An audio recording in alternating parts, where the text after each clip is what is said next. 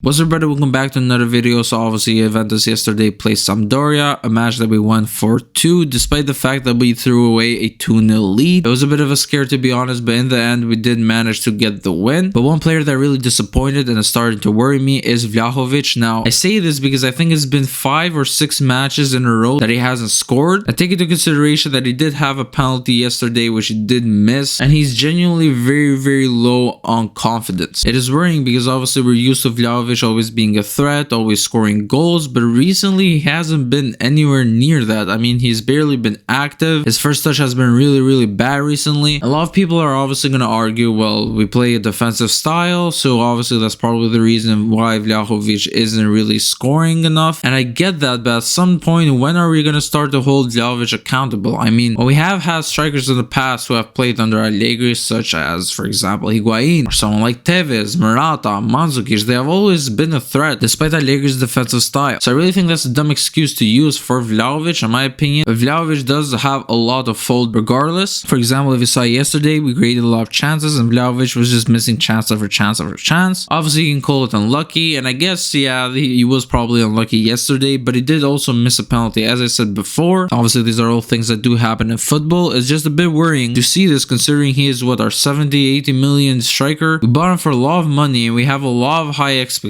for him, so seeing him underperform is really disappointing, to be honest. Despite this fact, I do still think that he will perform well throughout the rest of the season. I mean, if you don't have confidence, you do still have the skill, you just need to gain that confidence back to start banging in the goals. So if he does score, for example, against Freiburg or against Inter, I feel like he can gain a lot of confidence, especially considering those are big matches, so the goals will be way more important. Some people might even think we should bench him. In my opinion, we should not be benching him, considering obviously he still does have class, as I said before, and that would just destroy his confidence. I mean, he was benched, to be fair, for that non-game, but I don't think that was a tactical decision. That might have been simply Vlahovic being fatigued, and obviously Vlahovic simply coming off an injury. And hopefully against Freiburg he could score and gain his confidence back. Regardless, what do you guys think about the situation? Can Vlahovic recover his form and start bagging in the goals, or do you guys think that this will continue on throughout the season? I hope you guys enjoyed this video. If you did, make sure to like, share, subscribe, and all this kind of content, and I'll see you in the next one.